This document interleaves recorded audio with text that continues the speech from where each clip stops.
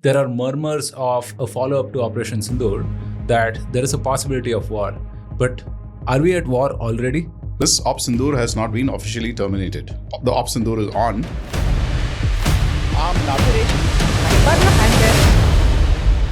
There's no kinetic expression of war, but many other instruments in the continuum is visible. You must have seen that there are multiple multi-domain exercises which have been carried out in the last 2-3 months. We might go into a time where we will have to transition out of the dollar. Any change in the global order is times of war. If the global order is going to change, you will find war cannot be isolated. Where there is a peace, there is a war. Look at other countries, what they done, who are independent. What has China done? What has Russia done? Have they allowed it to be controlled? So if you want to be sovereign and you want to be a Vishwaguru,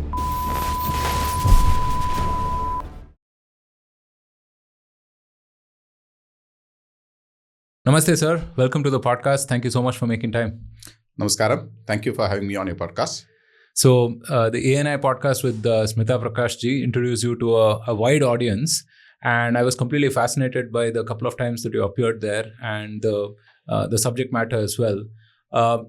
I want to start with a very general question, which is that, in my conversations recently, there are murmurs of a follow-up to Operation Sindoor that there is a possibility of war. But are we at war already? Because why I say that is, the conventional definition of war, where, your tanks move into the battlefield, may not apply in today's day and age. And that is something that you have written about extensively as well. So are we at war? Okay, so the official position is Op Sindoor has not been officially terminated. The Op Sindoor is on. Now, talking about what I have written, in the classical war, there is this old Prussian general, Clausewitz. He has defined what is war. Okay, so there is a peace and there is a war. Clear this. But in modern times, that continuum is broken. Okay, so we have, me and a very famous general called General D.S. OODA, we have written about a continuum wherein from the social to the technical to the cognitive. So from the Clausewitzian principle of kinetic war, that might not be happening today, but the continuation of the social, that is a society being mobilized and the cognition being targeted, continues. Will it turn into an active kinetic war? We do not know. But since the government of India has declared that any terrorist strike which is originating from a foreign nation will result in will be acted, seen as an act of war, your guess is as good as mine about will the balloon go up? Right. So there is no physical expression of war, let's say, at this point of time, but the pursuit of war through other means is ongoing. Yeah. So the more precise terminology is there is no kinetic expression of war, but many other instruments in the continuum is visible. Okay.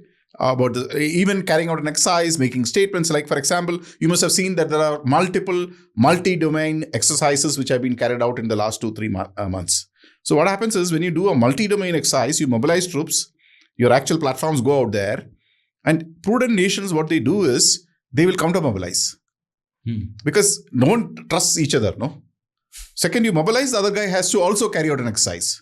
So to that extent, he has to spend money on his mobilization of the troops, the moving of all that, the wear and tear. It can always turn into war.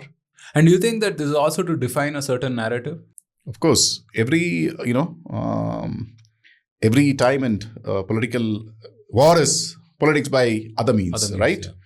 So for ensuring continuance of a governance architecture, there has to be a narrative, and that narrative is ongoing. It's how you define it, and you must have also heard of something called the changing global order. At least when I was young, I had never heard of a global order. I first heard of this global order when President Bush number 2, I remember very famously, he wanted to take down Saddam. Because in the first Gulf War, they decided we will only punish them this much, but Saddam is a bastion of, continuation and stability, so we will not target him. But by Bush too, he wanted to go after Saddam. And the two nations which opposed it was France and Germany. That's a very interesting story because I was, fascinated. What is this?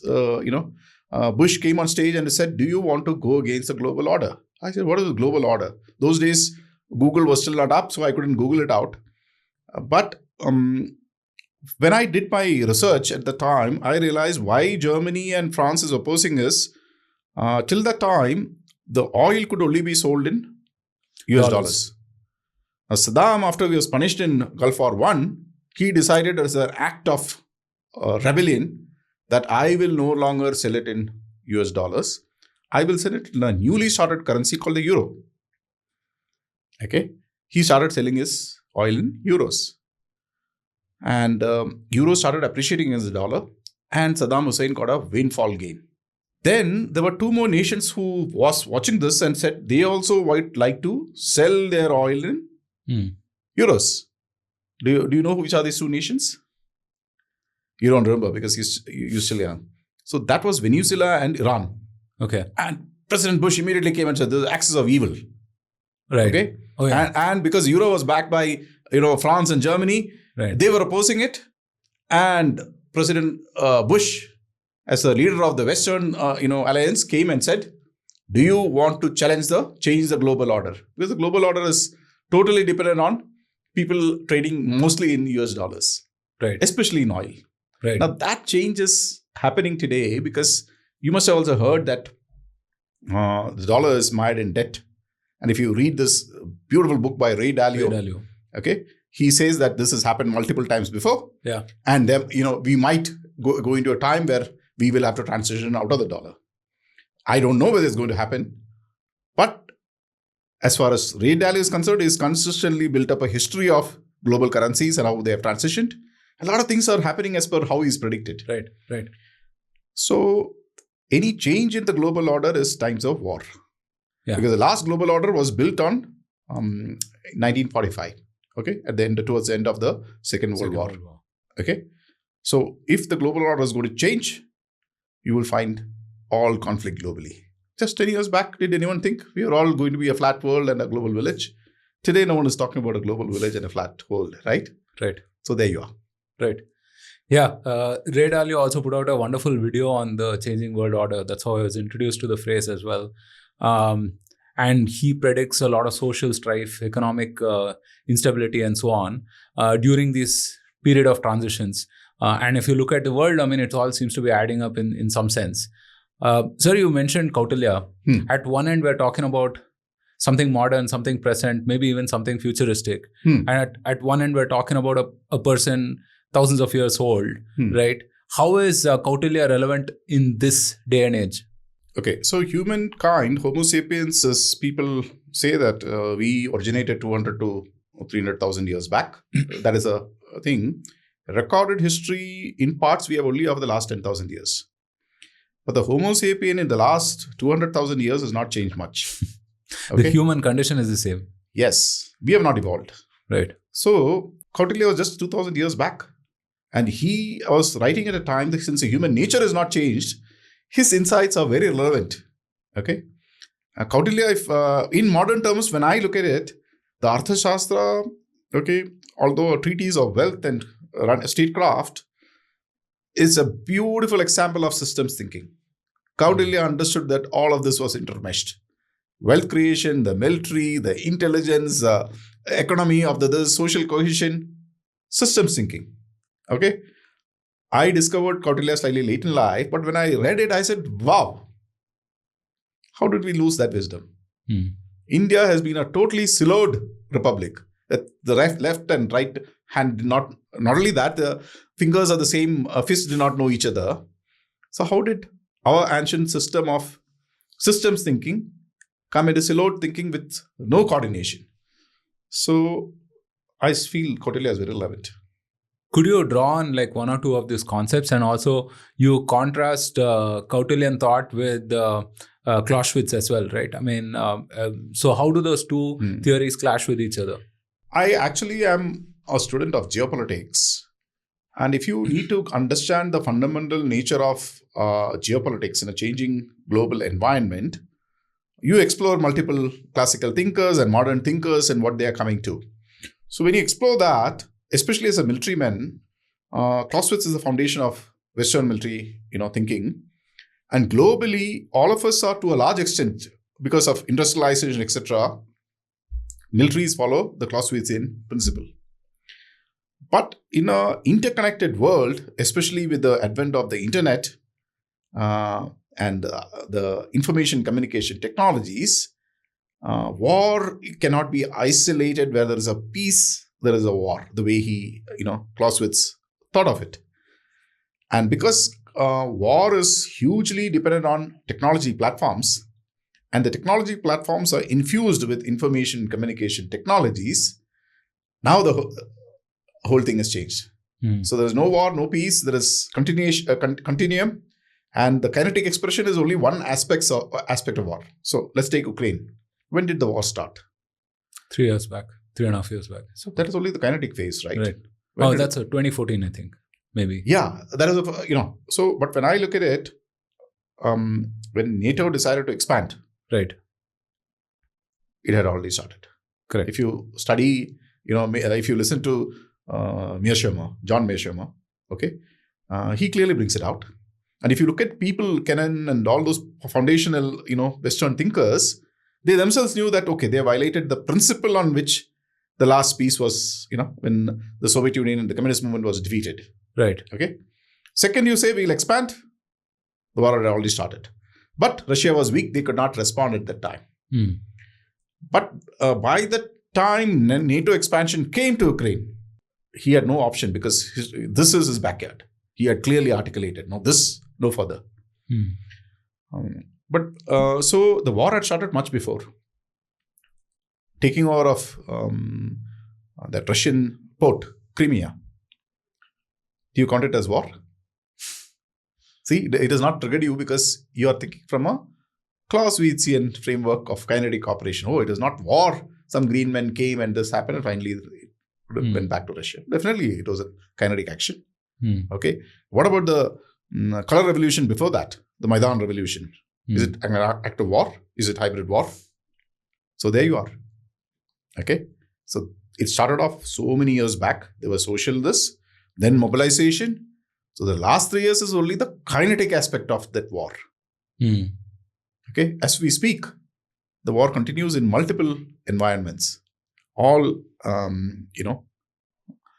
expressed. We see this war because of the algorithms which pop up and give you a particular narrative. Your impression of the war. I recently had a Australian, academic who had visited me, and he was talking about Ukraine. And I told him, see, when I look at it, it's very clear that the initial aggressors were the West. He was like, no, Western as aggressors. I said, see, it's not, I am saying it. There you are. Your people, your greatest thinkers of this era, John Mearsheimer. Yeah, I sent him the articles. I said, they are saying it. Okay. And when I look at it from their point of view, these are your people accepting this is the thing. So I've compared the Russian narrative. I've compared your narrative. I've compared the NATO narrative. So as an independent person, I feel that the aggression was. So does it make sense? Right. So if you think of the kinetic aspect of the war as the final expression, then I would say that we're in a constant state of precipitation, right? There are wars happening in different realms or different spheres, right? And let's say one of them could be the digital sphere, or is probably a major part of that is the digital sphere, right? Because not just war, I mean, we've seen plenty of these, let's say, regime changes or so-called riots and protests and everything. They are precipitated by the digital medium, right? And people can push their own narrative on those digital medium as well. So how do we protect ourselves against that type of aggression? Okay, great, Roshan. You have come to the crux of the thing. If war is politics by other means, then shouldn't war start off when politics starts? So is a domestic election an arena of warfare? In a social media era where it is a lot of political thought and political, mobilization happens via social media, doesn't the war start that time? So if you are totally, as a nation, on Western social media platforms, can the West influence narratives? Yes. If you are on Chinese platforms, can the Chinese influence narratives? Okay. So these are self-evident questions. If you are on Indian platforms, does the ownership of that platform dictate how that algorithm will work? So there in today's media, traditional media, you say, oh, this is a leftist paper. This is a rightist paper. That channel is leftist or rightist. What about the platform, digital platform? Are they neutral? So the war is right in your house. You're carrying it around in your pocket. Okay, it's a continuum. Does it make sense? Yeah. So in this new book, which me and General OODA we are authoring, we have called it the persistent unpeace. New term. No? How do you now say, is it gray? Is it this? So there is peace. It's not that we are all at war. People will not say that we are constantly at war. Then it has to be a persistent condition of unpeace, because it's a contested political environment. Does that make sense? Right. But it's also a very unsettling feeling that we're in this persistent unpeace, as you call it. So human evolution has never been linear in that way. Bronze Age, Iron Age, Industrial Age, every age has brought its own challenge. Correct? Things have become easier at your way. Like you are in the information age, it has thrown up its own challenge. From the information age, we have today in the algorithmic age. So, Clausewitz classically said war is to do with passion, honor, a lot of such terms. Now, does an algorithm have passion, honor? Have you understood what I'm trying to tell you? The nature itself has changed. The character, the nature, everything of so persistent and peace is the condition. It's algorithmically defined, and algorithms not even created by us. And increasingly, algorithms people can create, but can take control in real time. What throws up your podcast to a particular person? Is it based on his previous viewing, on his political inclination, on his, many other factors? Do you have any control of this? No. I mean, don't know who our subscribers are. Good. So now since you have called me, and if they listen to it, they might start understanding. So this is orientation. There's this great US Air Force officer called John Boyd, and he brought up this theory called the OODA loop. He said all human actions are to do with the OODA loop. First, you observe. So that means out of 5 senses, you get this input into your brain. Observe. Immediately you'll orient. What is this? Okay, decide and act. And the faster that decision cycle from the Air Force tempo, the tempo of war, he says you do it faster than the other enemy, you'll win. So today that OODA loop is, and he posited this idea during the Vietnam War. In the algorithmic age, what is the OODA loop? That algorithm knows all your data. He knows everything about you. He's anticipated how you'll think, what is your history, what is your narrative which you will do. And boom, are you in control? I think where we are right now, I doubt a lot of people would trust the platforms, right? We have seen over the last 3, 4, 5 years itself that all of big tech is in collusion with the US strategic interests, right? And they've just formalized it also now with this induction of these folks as colonels in the army as well, right? What is the way out, sir? Because I also feel that we're so closely tied to these digital platforms at this point, we can't do a complete, we can't uproot ourselves off that, right? Why do you say that, Roshan? Let me ask you a counter question. You built your business around YouTube. So you realize that you put in all that effort. That platform has got control over your, viewership. So you are saying, how do we get out? Simple. You look at other countries, what they done, who are independent. Okay. What has China done? Do they have any social media of any other Westerners there? Have they allowed it to be controlled? What has Russia done? So if you want to be sovereign, independent, etc., you have got the largest trained manpower in the world for in the ICT industry. You can rapidly change, provided there is a will. Right. So if you want to be sovereign and you want to be a Vishwaguru, you have to then firstly gain control. First, accept the truth. Satyameva jayate. Okay? And you understand, okay, this is the truth, this is the reality. Then you act. You think of a plan. Plans can always be made. First, accept the reality. Accept this is the truth. Then come up with a plan. There are multiple ways to bring big tech to heel. But will they do a regime change before that? Will they interfere in the political process? Will they do that? So then the population has to be, and finally, democratic system is the will of the people. So if the people are kept unaware, then the danger is not recognized. But if you recognize the danger, then you act. Right. Okay. So I have this, this new theory which we are trying to do is a structural. If you have a particular structure or a matrix, to escape the matrix is difficult. If you're inside the structure, you have to create your own structure. So in the industrial era, you had a clear physical boundary, international recognized boundary, you had a military, you had a constitution, you made your own laws, etc. Okay, newspapers were largely your own. Second, you allowed that thing to have foreign ownerships, saying that OTT is not going to be. I don't know what was the foundational reasons and the thinking at that stage. It certainly followed a narrative of a flat world and a global village, etc. Without doubt, people did buy into it. But how did our people make that big mistake? I know that there was a time of Soviet Union, dissolution of the Soviet Union, the victory of the so-called liberal order. So I understand, and then the start of the ITES industry. All this did contribute to our thinking. But like I said, has basic human nature changed? Doesn't absolute power corrupt absolutely? Absolutely, yeah. So we did make some mistakes. Is there an acknowledgement of this? I mean, we see, I would say, random initiatives. But is there a full-fledged acknowledgement that we need a way out of this? So how does change happen? Then you need your own poets, your revolutionaries, your thinkers, your storytellers to come up with a new narrative.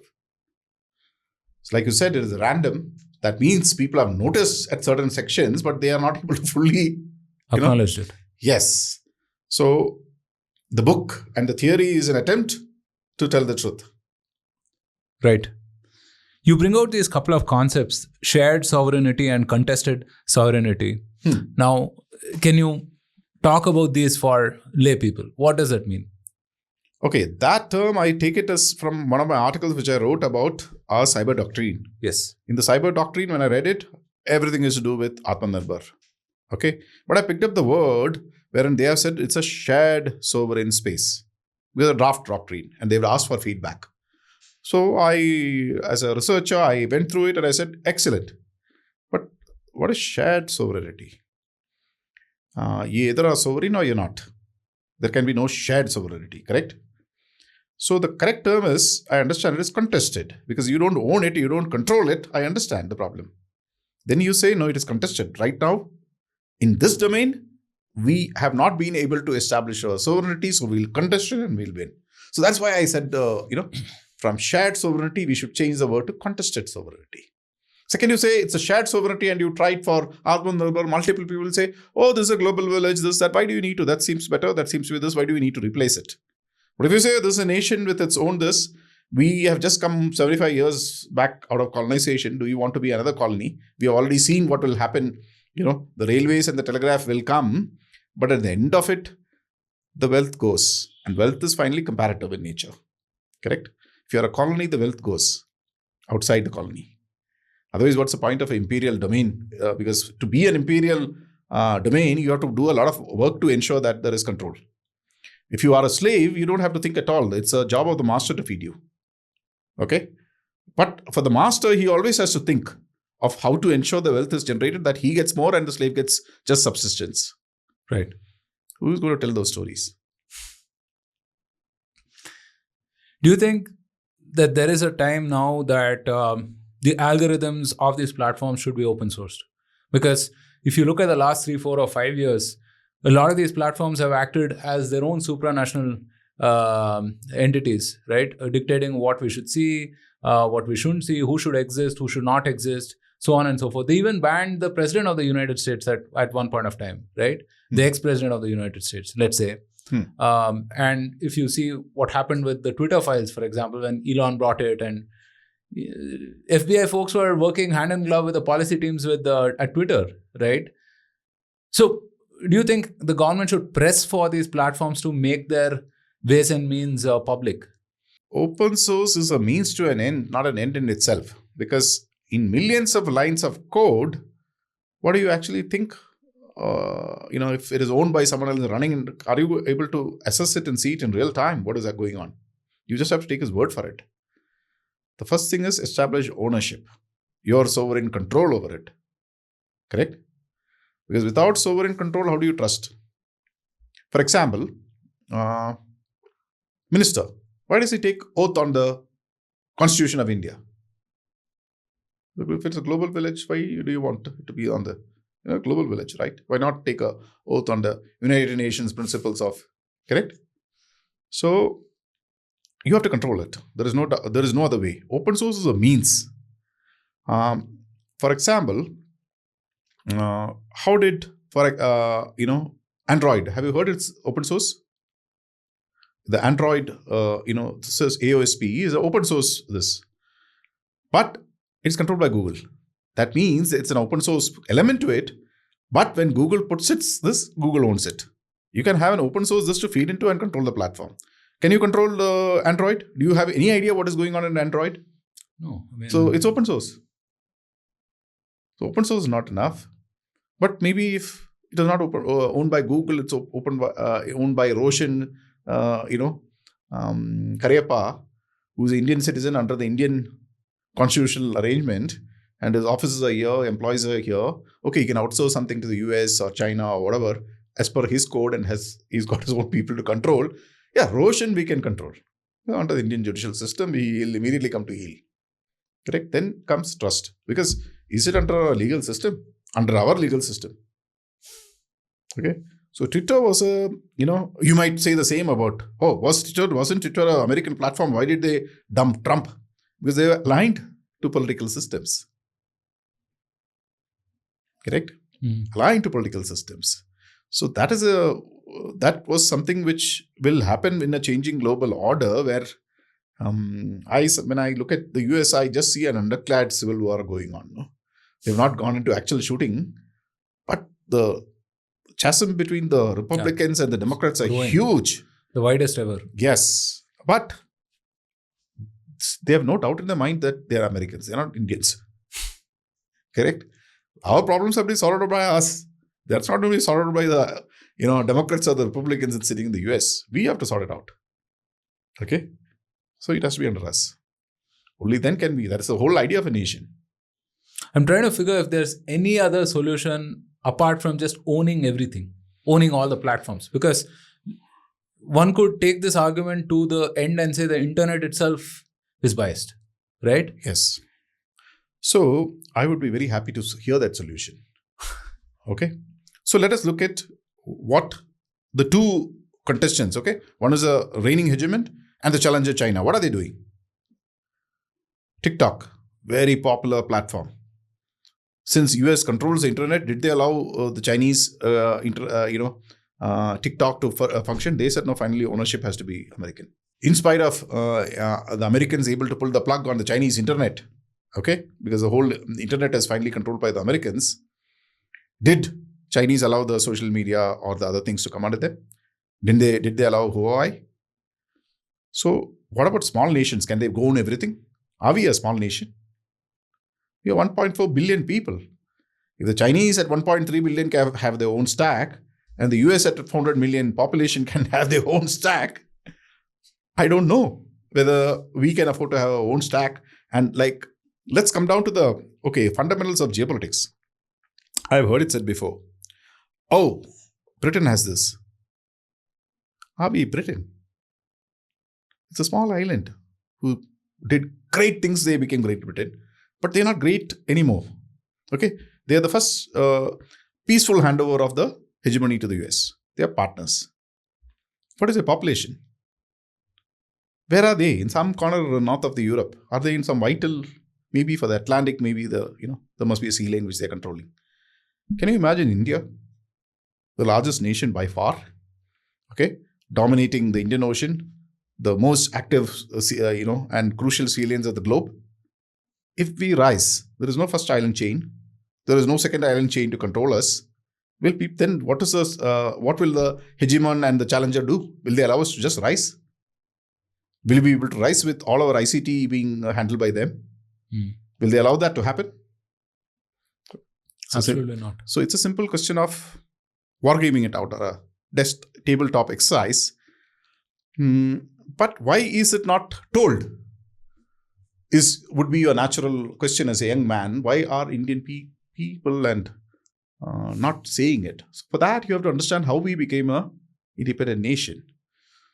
So, although our founding fathers, we have got our own narrative of how we achieved it through a peaceful, non-violent movement. There are multiple indicators which say that might not be true.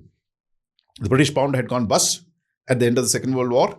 Britain was no longer able to hold on to a colony, and if the US had to become a global, superpower, they cannot allow Britain to hold on to its colonies.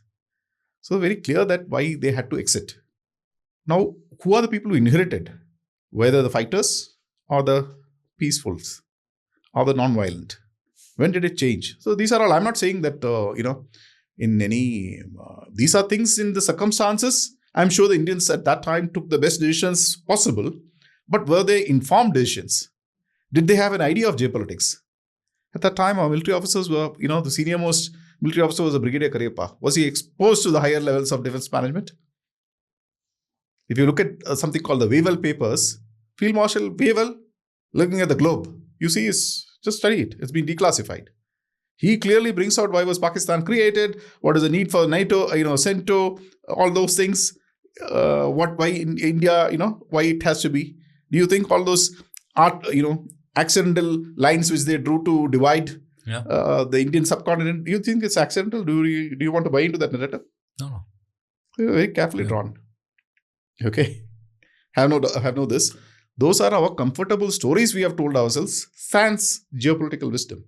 It's an evolution which has happened. I listened to you since you sent me General Raj Shukla's this. He clearly mentioned how we bought it, how we developed. So we have developed our own narrative and comfort zone narratives because even the military was kept at hands. How does a person think like a general? I've always posited to make a person who joins the military to think like a general. He joins at 18, goes through NDA, rises up. He thinks like a general only if the nation treats him like a general and exposes him to the full range of statecraft. If you do not, then he won't think like that. Does it make sense? Right. Yeah. So how do we rearm ourselves on this ICT stack, the information and communication technology stack? There are multiple layers that you draw out, physical, logical, social, and so on, right? So how do we rearm ourselves on every one of these? Because when I look at it, I feel like there's just a mountain to climb. Okay, when the Modi government came to power, I remember I had met this great academic called, very famous Dr. Akshay Agarwal, who was the founder, Vice Chancellor of Gujarat Technological University. He clearly told me, now since we know how China rose in the last 30 years, they've given us a clear blueprint on how we can rise in the next 10 years. So that was his vision. He could see it because he's a computer science professor. So that was his vision. I'm just a former soldier sitting out here writing books and trying to think of theory. You are the man who will carry the message to people, influence the people and the youth, and maybe the politicians and the rulers of this land will start listening. So, but when we think of, let's say, China, right, and their rise, I think that template is gone. Like, I don't think we can use the template anymore, right? Because let's say, if you look at Clinton bringing China into the WTO and then a bunch of outsourcing that happened, and then the IP theft that followed, and all of those things, right? I mean, if you look at the whole 20-30 year period of China's rise, I mean, So I don't foresee that we will be able to do any of that, right? I get you totally. History doesn't repeat itself, but it rhymes. Right. Okay, I'm not saying we have to follow the template exactly. Right. We need to study what did they do, how did they rise in spite of US opposition and the Western opposition to that rise. It was a graduated rise, correct? And they broke out. Now they are not in control as what the Westerners are telling us, correct? Before it was a outsourcing, the industry part of it to them. They outsource the services part to us. We have stuck to the outsourcers, they broke out. Now, how do we recreate? We've got the largest youth bulge in human history. A very large percentage of our population are the youth, the young. We need the jobs, we need to be a manufacturing power. Okay? So, this is something which can be wargamed on a tabletop. Once you understand what are the challenges and where we are. This is the reality, we are located out here. But if you start saying that, it's a global village, or can we rise like Japan and South Korea, then you have lost it. Their history, their geography, their people, everything is different. We have to sit together and take a decision. It can easily be done. Our military officers are very competent. You tell them, okay, please give me a geographical analysis of, India and its start off from 1947. Analyze how the British why would they have divided it? I always took a look at the map and said, this nation, when the undivided British Empire was there, if it had not been divided, we would have been the largest nation by far with direct overline, access to the Middle Eastern oil. Masterclass in how the empire, transited to make dominions, split into nations, created that movement. Okay, masterclass. Study. So, no one says Indians are of, inferior, intellectual DNA. You're definitely brilliant guys here. If they are told the truth and they made to think in that particular geopolitical way, they will find out, okay, this is where we are, this is where we are trapped, we'll come out of it. So I'm trying to wrap my head around a blueprint for our growth, right? Assuming that there are all of these challenges, assuming that nobody will help us. In fact, let's say the US is antagonistic to us, to our rise. More specifically, China is as well antagonistic to us. What would this blueprint look like? I mean, if we have to set out a 25-year vision or even a 10, 15-year vision to get to a point where we have enough leverage such that, we can get some of these folks, whether it's the US or China, to play nice with us. What would that blueprint look like? So things are not as stark as you think. The China and the US, they continue to do the tango in spite of the fact they are strategically rivals. They are so dependent on each other. Okay. So it is not that we will rise in an antagonistic fashion to the US or China. We are more than 1/6 of the human race and we have some intrinsic strength. Okay. There are multiple ways. If you fashion it out, it has to be a very nuanced plan, and definitely it cannot be discussed on your show what that rise will be. Right. Okay. How it will be executed. Last 10 years, a lot of things we attempted. Some great ideas, some huge mistakes. Why did that mistakes take place? Were we led by the nose by the narrative? Who did that narrative that we bought into? Or did we make no mistake, or we are the smartest of the lot? We have no clue. So we have to get into that conversation. Plus, we are a democracy. Can it only be things can change? People then elect other people, or anything can happen. So then consensus. How do you build a consensus for minimal this or what are Indian national interests? It's a great question and a great opportunity. So people say that people become great because great challenges come. Freedom struggle, great challenge. Look at the sort of leadership which came up, by the rallying cry of freedom. So today, if you think that, okay, we have physical Swaraj, but we may not have the digital Swaraj, and for Purna Swaraj, we need to again create other people will come up. I'm very sure about it. We have survived. We are a civilizational nation. I'm sure another, avatar will come.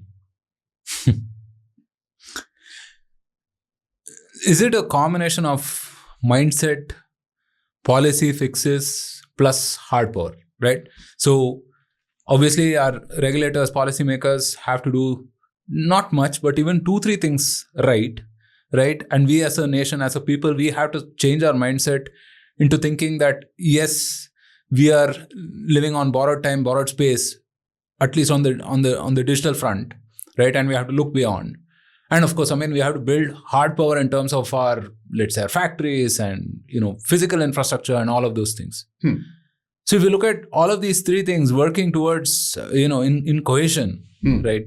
What do you think is the biggest challenge in all 3 of these? So I, fundamentally look at policy is the key. So a lot of people have tried to tell me we are not culturally there. So I have counter-questioned them.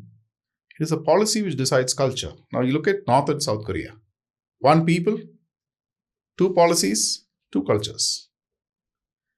Singapore, before Lee Kuan, Sleepy Village, post Lee Kuan. What a nation, no? China, before Deng, after Deng. It's policy. Malaysia, Mahathir. So it's clearly policy. It's a policy decision to educate the people, change the culture. Human nature is, communism is a great movement, but it's against human nature. So it doesn't work. So if you create a policy which is attuned to human nature, but also attuned to your national aims, Indians will deliver. We always have. Yeah, if you look at just pure data or observe what we have done elsewhere in more conducive places, let's say in the West and so on, we've been the most prosperous communities there, right? We've been in the highest earning, the most innovative, the most law-abiding as well. So it's not about the people and the culture. Given the chance, the people will deliver. Yeah. You only have to give them the correct policies. Does it make sense what I'm saying? Do you subscribe to the great person theory of history, which is that a person defines the course of history? That's a narrative which is built up post the event. It's a system which produces a man. Okay, I'm a systems person. If you create the correct policies, you will definitely throw up great people who will run with those policies. Okay. In spite of our license Raj, we did have, that's Korean with the white revolution. He did bring up that societal movement where, otherwise milk, So, but it could only throw up very few people. That's not enough. If you are thinking of creating an innovation ecosystem, there is so much of literature on how to create an innovation ecosystem. So you have to see it through fully. Now, in our particular this, I have always tried to point it out, we have tried everything except for the government venture capital. But there is enough literature which says that sovereign venture capital is the key for our, and that entrepreneur. People think by giving orders, if a company will take off. No. The center of our innovation ecosystem is the entrepreneur. They don't fund the patent. They fund the man. Does he have the go in him to get it done? That is where you need a GVC, government venture capital. But if you think, this is a great patent, I'm going to give them order, will that translate into a successful company? That's not how the rest of the world has done it. So So we are a youthful nation with a humongous youth bulge. Youth is the future of any nation. This sort of human resource, largely law-abiding. Okay, we have to skill them, we have to educate them, we have to, give them the opportunities. But if you don't get the policy correct, if the policy is half-cock, it won't work. You bring up an important point, which is if the government can provide risk-free capital, let's say, like just how a venture capital firm, invests in startups and founders and so on. We have the people to come up with the innovation that's necessary for us to build on these important points. Government funds are controlled by the government financial regulation. Can a bureaucrat take arbitrary decisions where the best of the venture capitals, their success rate is 10%? That means out of every 100 decisions he takes, 90 fails and 10 will succeed. Do you think a bureaucrat is trained to take a decision like that?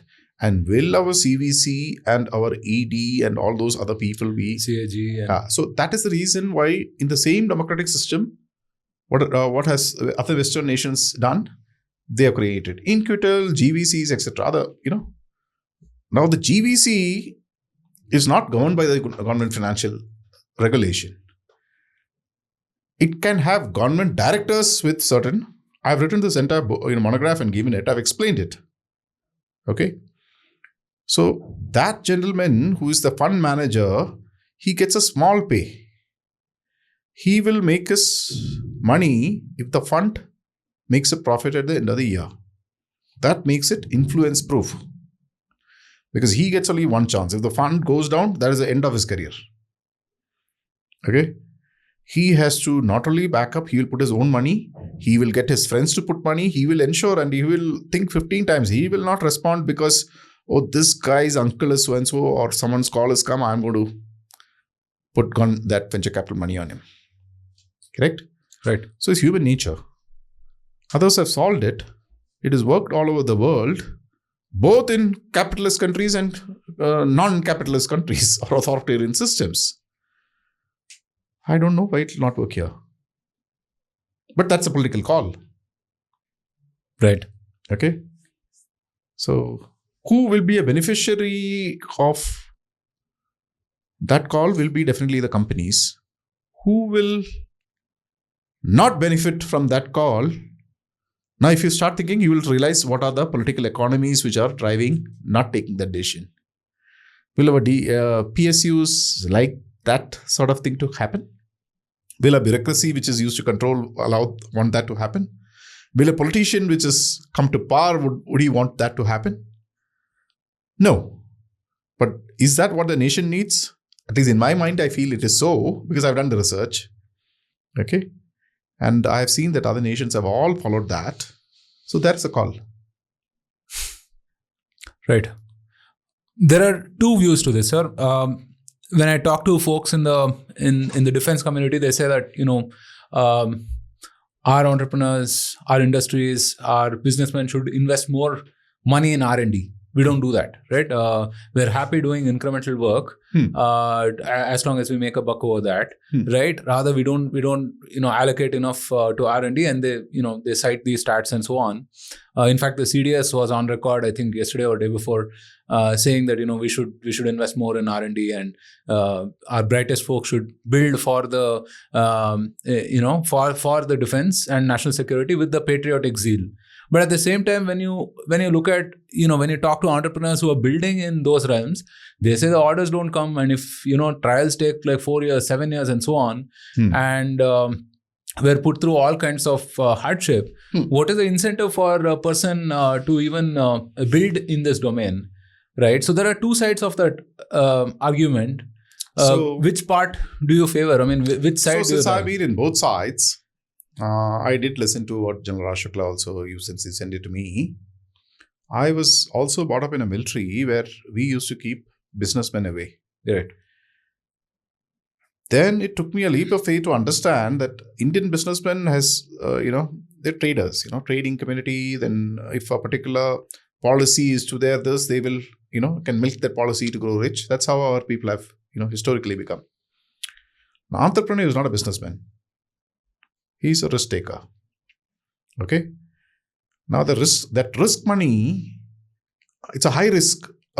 So if a venture capital backed company, the best of them has only, out of 100, 90 will fail.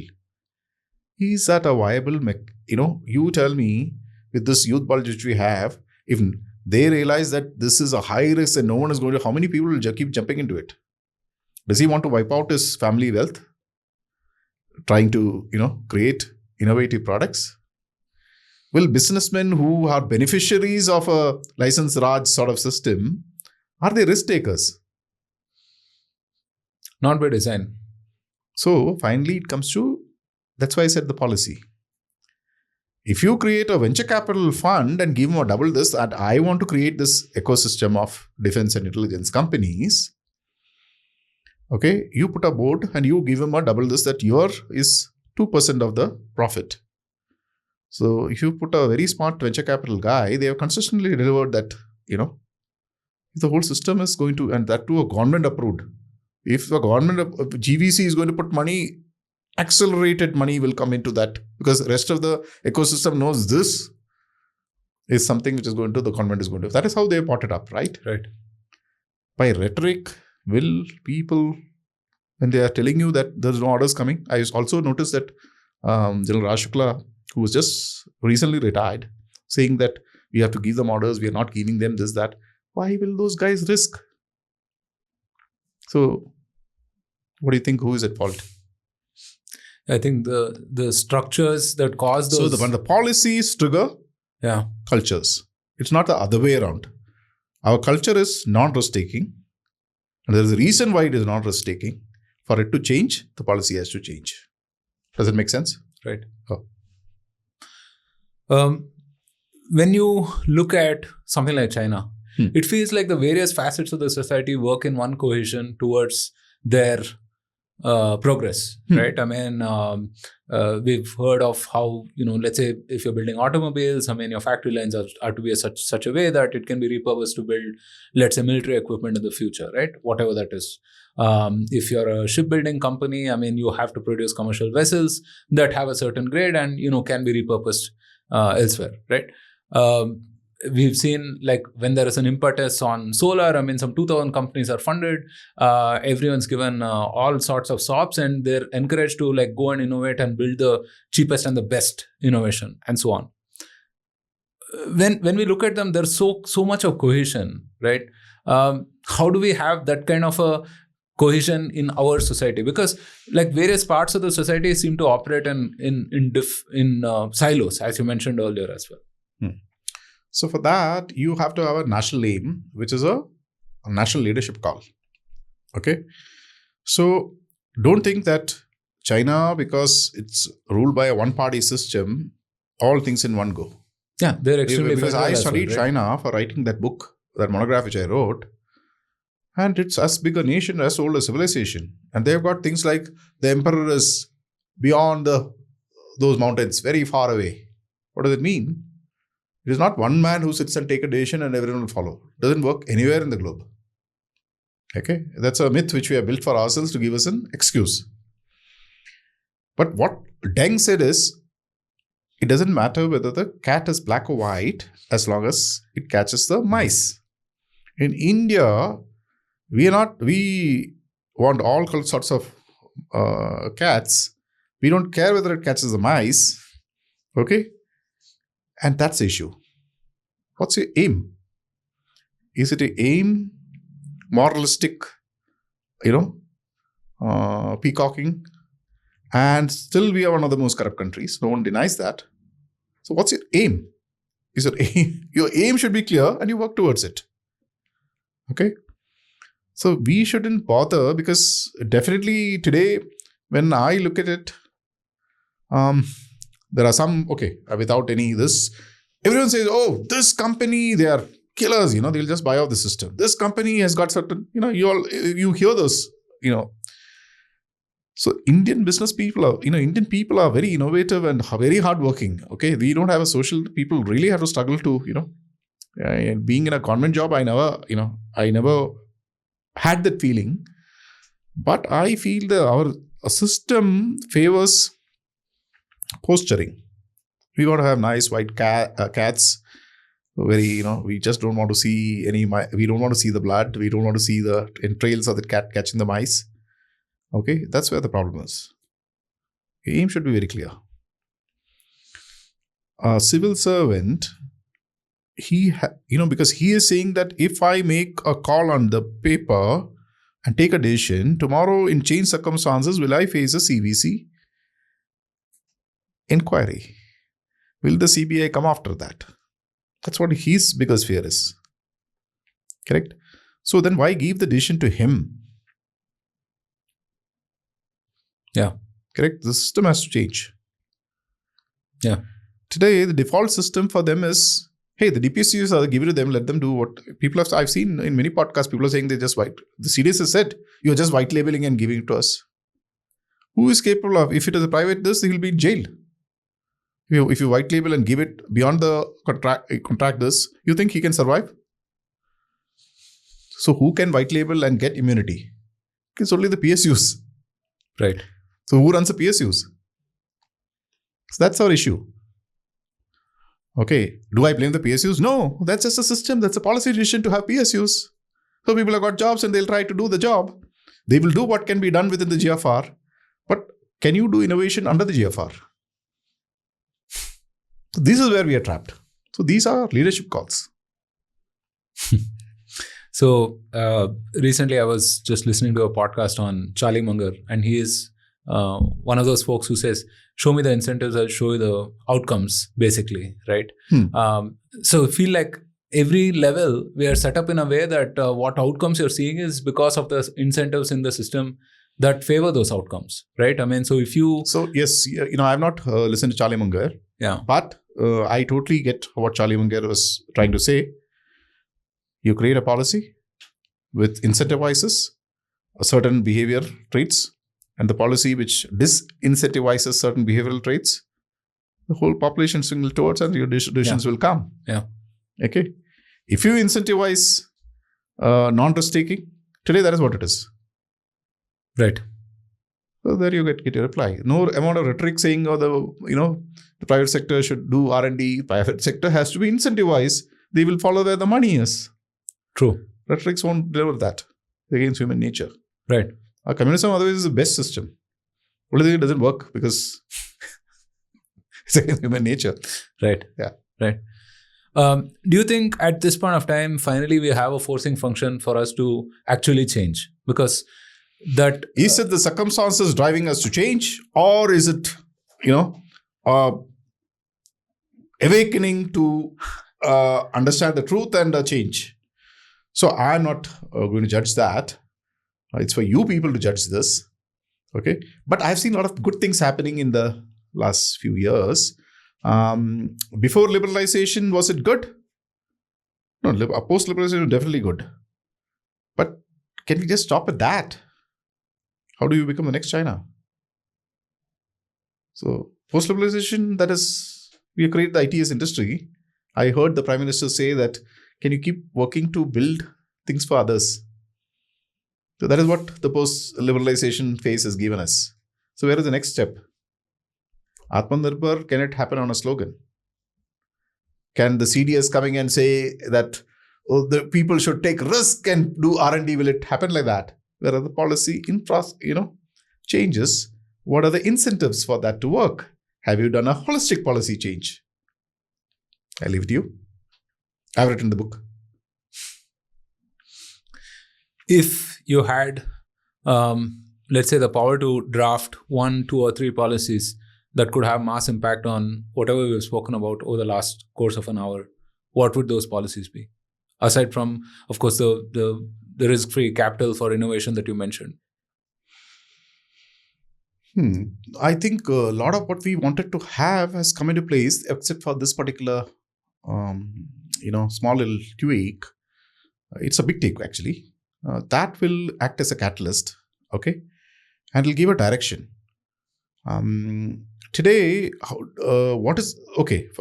let's just take the drone industry. There are 900 drone companies which have come up. How does a military officer or a bureaucrat take a decision whom to back up? Is that a decision he can take? Isn't that a decision which is crying for a government venture capital to show them the direction? True. Correct? Whose job is it to spot the entrepreneur? Is it the bureaucrat's job to define, will this guy be a success? Or the military man's this out of the 900? requires a system. And the center of the system is the government venture capital. Okay? He is a guy who's trained from years of working in the market to understand, okay, this guy, I can make it work, put by this, I will also earn my money. It's not a political leader or a bureaucrat or a military officer who's going to take the decision. So once you don't have that thing, how will you take a decision? Does that make sense? Right. And if you have that government venture capital, then he'll be able to judge, okay, these many companies, let me start categorizing them. Who out of this is an innovator? Who is going to stay the resistant? Do they have that, staying power? Can I assess them? Can I, that's a business decision call, and the best of them only make it 10%. It's a matter of chance. The whole nation has to stand behind it to make it a success. Have you created an ecosystem for that sort of risk-taking? The youngsters have delivered. They've created 900 startups. You think even 10 will succeed finally? Isn't it risk-taking? Right. Does it make sense what I'm giving you as a reply? Yeah.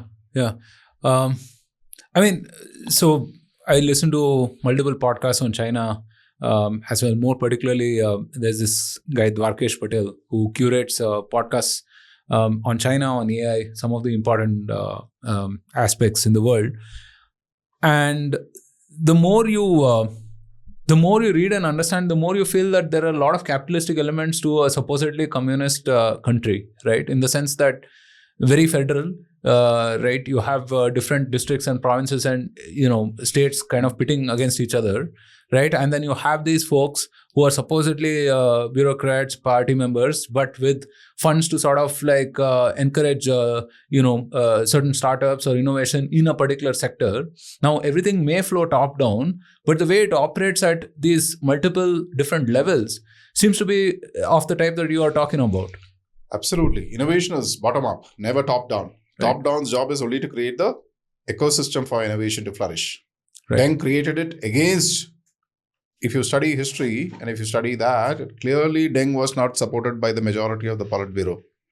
It's clearly written, he bypassed the Politburo and went down to the provinces.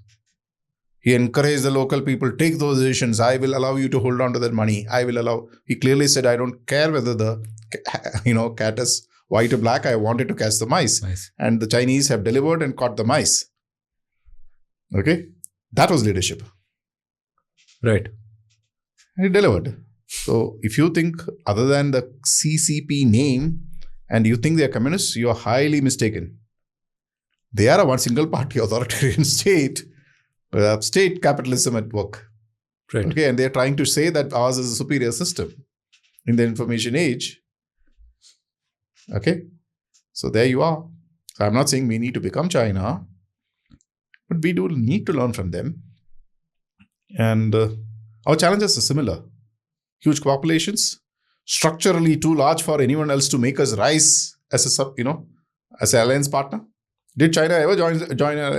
They broke up with the Russians because they're too large to be an alliance partner. Didn't they stand on their own feet and create the whole thing? Yeah. They also had their differences in terms of totally, but they still cooperated. They, engaged. You study how the Western nations, in spite of they being strategic, divergent, they say we still have to engage, cooperate and compete. India is like that. We are too large a nation to be alliance partner to anyone. Okay, we need to engage, cooperate and compete with all the countries around us after understanding the truth of our structure and the geopolitical challenges we uniquely face. Okay. So I hope that's something you can take back to your viewers. Yeah. I mean, this podcast has been a giant red pill for all of us in terms of, let's say, just the challenges that we foresee for the future and how we must kind of change. Parting thoughts in terms of, just a clarion call for the youth, sir. Like, you have the youngest, the largest young population in the world, right? And I feel if their aspirations and enthusiasm is properly harnessed, that itself would be a great competitive advantage for us, right? So how would you say these folks can contribute positively? Okay, the post-liberalization dream of getting through a competitive exam, getting into IITs, IIMs, or any others, migrating to the West for a job, that dream is over. Okay, the world has changed. That is no longer there. There is a pushback. Okay, you have to pivot. You have to rapidly pivot. And in this changing global order, India is in a okay spot, if you look at. But will we remain an okay spot as a consuming? It is just because we are growing. It is just the population which is giving us that growth. It's not innovation which is giving us the growth. The government seems to recognize that, except for minor, small things which they have not. But they're very key things. So engage in the debate, see it. Maybe that book the theory which we are co-writing might lead to a new sort of thinking. Because if you look at the Chinese, they brought out that unrestricted warfare. They made their own theories. Okay. Even today, I just came from one of the discussions where people were trying to tell me, as long as the aim is clear, it doesn't matter which theory we follow. I said, no, sorry. Those theories created by others are to create a scaffold where you can't break out from them. Your aim might be clear. You have to have your own theory, your own narrative, and your own paths. The paths created by others will lead you up the garden path. Right. Okay. So the youth, more than the youth, it is the old who holds the levers of power. But the youth has a say. But one thing I am very clear. For a government to take bold decisions with the reality of the geopolitics as it is for the youth to behave responsibly. Like we have seen in neighboring countries when there are political problems which can crop up, this, that, etc. That is when, the Gen Z has gone and created. That might not be a good way to do it. That's a very, heady thing. But you will notice that neither will Bangladesh benefit, neither will Sri Lanka benefit out of, that sort of revolution might not benefit the people. Okay. Definitely not India. So I don't know what to say to youth. But for national cause, along with the youth, maybe the youth can influence their dads and granddads. Since you brought it up, our region at this point of time is on a boil, right? Whether it is, Nepal or whether it is Bangladesh or, China, of course, we have discussed and so on. But can we turn that into some kind of an advantage? Like we've been helping out with humanitarian efforts, we've been helping out with aid and so on. As we speak, we're also helping Sri Lanka with their crisis as well in terms of the cyclone and so on. Helping in crisis can lead to goodwill. Now, to translate that goodwill into actual policy changes, you need to still have cat which can, catch the mice. Right. Okay. India historically has done a lot of things for goodwill, but there's been no follow-up. Now, for that follow-up to happen, can it only happen by the government? No. For example, I'm sure in the relief in cyclone relief, who is doing the relief? The Navy. Can the Navy now go and exploit it for some business, innovation, many others? No. Navy is only one arm of the street. Who are the people who can go and then you need to have a partner, that goodwill needs to be encashed by another ecosystem. You can sit on a tabletop. It's a huge discussion by itself, but on a tabletop, you can decide who are the people and how can it be exploited. Okay, for mutual benefit. Mm-hmm. Because one-sided exploitation will not lead anywhere. So that soft power has to be leveraged to gain some kind of a hard, tangible outcome. Because when I look at, for example, Turkey, right, we help them out with the earthquake. What do? They just help Pakistan with whatever they do, right? And they even fly their own drones as well into our airspace, right? If they can.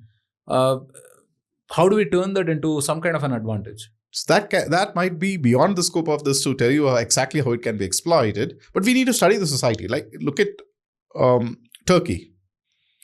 Turkey has got Erdogan with the Islamist bent of mind.